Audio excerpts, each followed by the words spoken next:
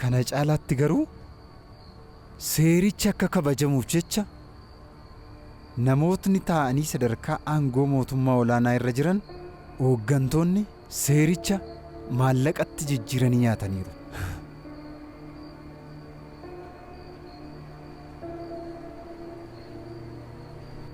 Amma atattamaan akka walitti qabamnu kan nu taasise dhimma hidhamuu Siyyumiiti.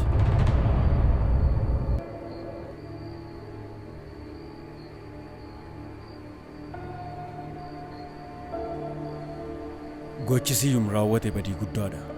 Erga ta'ee dubbachaa jirta kanaan hin jenne malee gochaan isaa kun natti hin tolle. Waan raawwate hundaaf gatii baasa.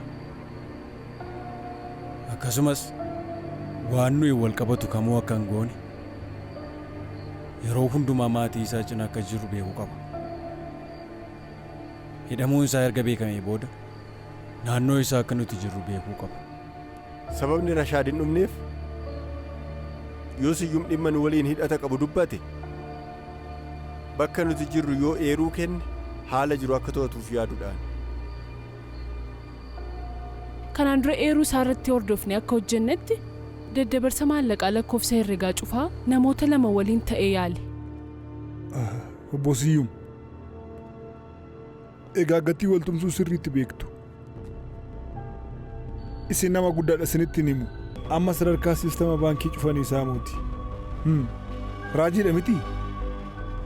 Akkanatti fakkaatutti dhimmichi waan salphaa isaaniitti fakkaatee ture. Akkaataa fayyadama baankii biyyoolessaa sirriitti hin beekan. Hundaafuu nu waliin hariiroo homaa hin qabu. Qulqullaa'eera.